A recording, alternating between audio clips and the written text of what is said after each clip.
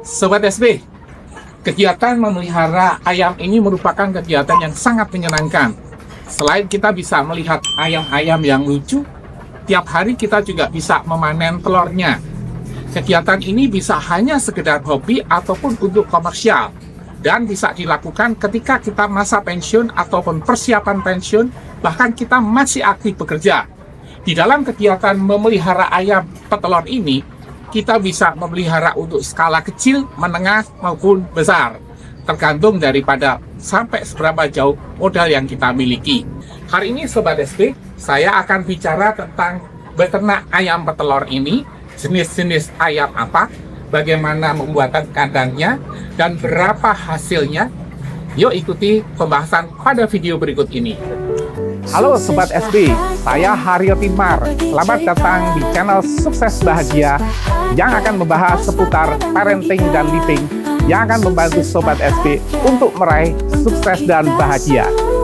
Saya memelihara 100 ekor ayam petelur dari 4 jenis ayam petelur.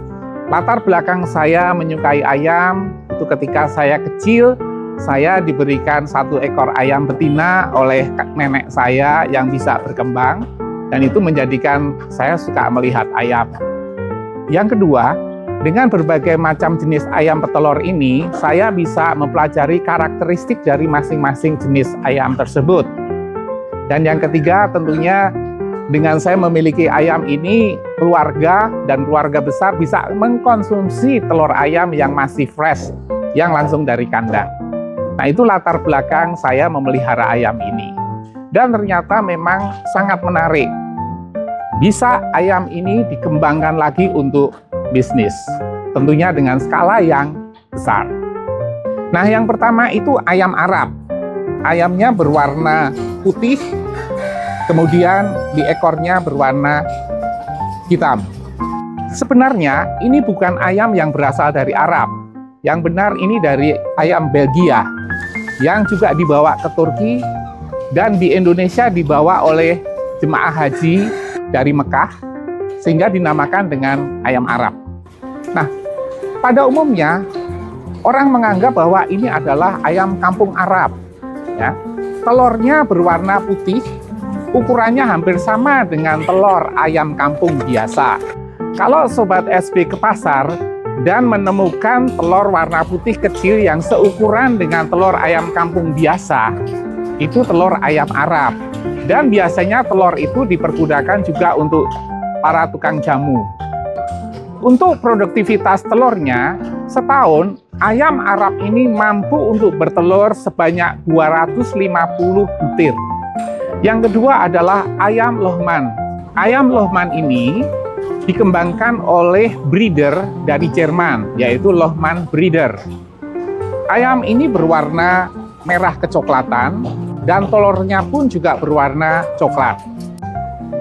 Ayam Lohman itu mempunyai kekuatan adaptif yang tinggi, jadi dia tahan terhadap penyakit. Begitu juga produktivitas telurnya cukup banyak, yaitu 320 butir per tahun. Yang ketiga, ini adalah ayam Isabron. Ayam Isabron ini mempunyai produktivitas yang paling tinggi di antara ayam petelur. Dalam setahun, ayam Isabron dapat bertelur 350 butir. Jadi, hampir tiap hari bisa bertelur. Ayam Isabron berwarna merah kecoklatan, begitu juga dengan telurnya juga coklat. Antara ayam Lohman dan ayam Isabron ini hampir sama. Sekilas kita tidak dapat membedakan, tapi sebenarnya kita sedikit bisa membedakan kalau ayam Lohman ini lebih muda warnanya. Nah, yang keempat ini adalah ayam KUB 1. KUB itu singkatan dari Kampung Unggulan Balitbangtan.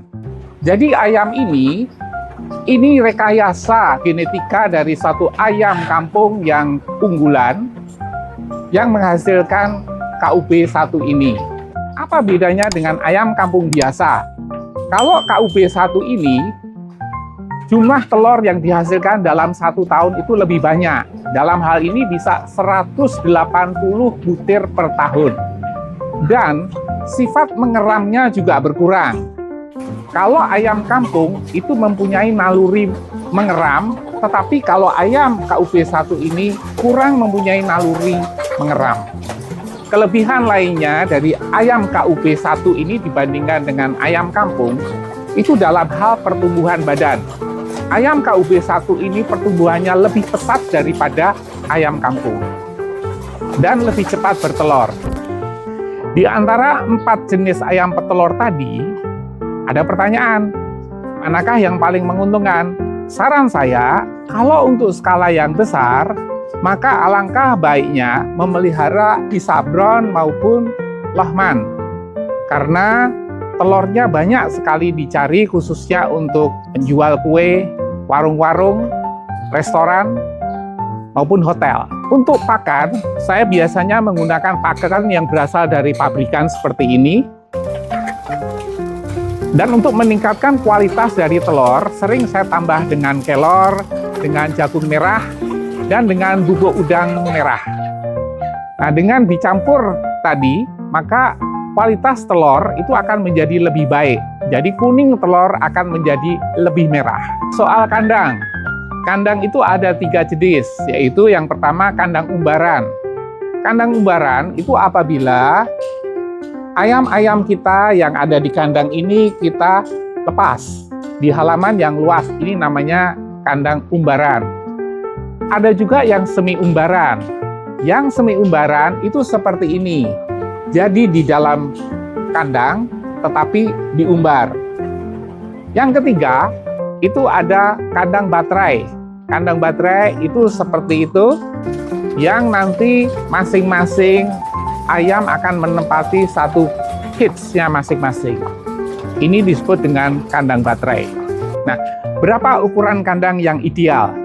Ukuran kandang yang ideal itu ketika 1 meter persegi itu dipergunakan untuk 4 ekor ayam. Jadi kalau 24 ekor ayam berarti memerlukan kandang ukuran 2 x 3 atau 6 meter persegi. Apa kelebihan dan kekurangan menggunakan kandang yang baterai dan kandang yang setengah umbaran? Dua-duanya ada kelebihan dan ada kekurangannya. Kalau di kandang baterai, ayam tidak bisa bergerak, tetapi telurnya itu bersih. Tetapi kalau menggunakan kandang yang semi umbaran, telur itu sering kotor. Kalau telur sering kotor, ini sering kurang awet. Jadi masing-masing kandang mempunyai kelebihannya sendiri-sendiri.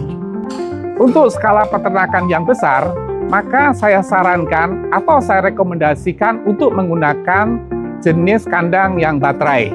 Karena selain efisien di dalam pemakaian tempat, juga mudah untuk pengambilan telur-telurnya tersebut. Bagaimana perawatan kandang? Dan bagaimana agar kandang tidak bau? Saya menggunakan pasir dan dolomit untuk dasar dari kandang tersebut. Dan untuk minuman saya campur dengan EM4 yang menjadikan kotoran ayam tersebut cepat kering dan tidak berbau. Nah, sekarang saya ingin menjelaskan tentang telurnya. Tadi saya pernah katakan bahwa ini adalah telur ayam Arab. Mirip dengan telur ayam kampung biasa. Sehingga kadang kita tidak bisa membedakan. Kalau di pasar ini sering dicampur demikian. Nah, kalau kita mendapatkan di pasar ada campuran begini, ini telur ayam kampung yang asli, ini adalah yang berwarna krem coklat muda ini. Sementara yang putih ini adalah telur ayam Arab. Nah, itu cara membedakan mana telur kampung asli dan mana telur ayam Arab. Untuk berat per telur, itu untuk ayam kampung maupun untuk ayam Arab, ini hampir sama, yaitu sekitar 45 gram per butir. Ini telur ayam Lohman, dan ini telur ayam Isabron. Sekilas kita tidak bisa membedakan apakah itu telur Isabron atau telur Lohman. Boleh dibilang di pasaran ini sama. Berat telur per butir ini antara 60 gram sampai dengan 80 gram. Nah, pada umumnya hotel-hotel itu biasanya mensyaratkan yang besar. Sementara untuk warung-warung dan tukang nasi goreng itu biasanya memilih yang kecil-kecil. Nah, ini juga harus dipertimbangkan di dalam kita memasarkan telur-telur ini tadi. Nah, salah satu kelemahan dari kandang semi umbaran, itu telurnya sering kotor, bisa bercampur dengan pasir. Ya, seperti ini. Dan tentunya kurang awet atau bisa cepat busuk. Nah, sekarang kita ingin tahu apakah 4 jenis telur tadi ada perbedaan di dalam warna kuning telurnya. Yuk kita coba. Nah, ini telur ayam kampung. Yuk kita pecahkan seperti apa isinya.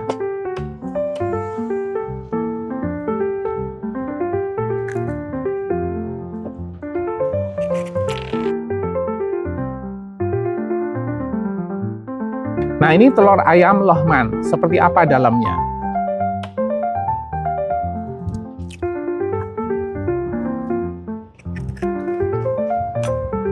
Ini telur ayam Arab, seperti apa dalamnya?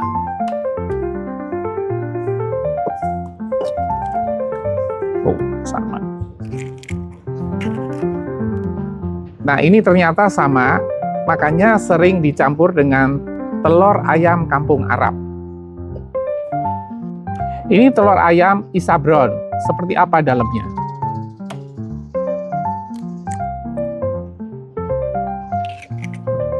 Hampir tidak ada perbedaan antara telur ayam Isabron dan telur ayam Lohman. Satu hal lagi, telur ayam yang langsung kita ambil dari kandang, ini jangan langsung direbus. Karena kalau langsung direbus, maka putih telur ini masih lunak, sehingga sulit untuk dikupas. Untuk usaha ternak ayam petelur, dengan skala kecil, berapa modal yang diperlukan, dan berapa keuntungannya? Ini perhitungannya. Ini perhitungan untuk keuntungan memelihara 100 ekor ayam jenis Lohman maupun Isabron. Penghasilan itu dari 70 telur per hari kali dengan 30 kali dengan harga telur itu 3.000 sehingga menghasilkan 6.300.000. Biaya-biaya yang dikeluarkan itu yang pertama pakan. Pakan itu 9 kilo per hari kali dengan 30 kali dengan harga pakan per kilo 8.000, yaitu total 2.160.000. Penyusutan itu untuk kandang 50.000, untuk masa produktif ayam itu 150.000, biaya-biaya lain-lain itu 240.000. Ini biasanya untuk biaya-biaya packingnya. Total biaya itu 2.600.000. Keuntungan 3.700.000 atau sekitar 24,66% per bulan. Coba bandingkan dengan bunga deposito yang hanya 0,5% per bulan. Jadi, dengan memelihara 100 ekor ayam jenis Lohman maupun Isabron, ini sangat menguntungkan. Sekali lagi, harga telur 3.000 per butir ini dengan asumsi bahwa kualitas daripada telur ini hampir menyerupai dari telur Omega. Dan dengan asumsi bahwa pakan ayam yang standar pabrikan tersebut ditambah dengan tepung udang atau tepung ikan, kelor, jagung merah, atau paprika. Sobat SP, untuk ternak ayam petelur skala besar akan saya sampaikan pada episode yang akan datang. Jangan lupa nonton terus ya. Nah, inilah tadi pengalaman saya di dalam memelihara ayam petelur.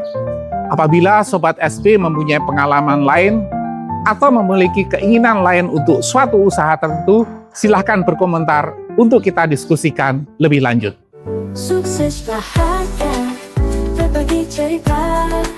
Sukses bahagia, kupas fakta dan logika. Sukses bahagia, untuk kita semua. Sukses bahagia.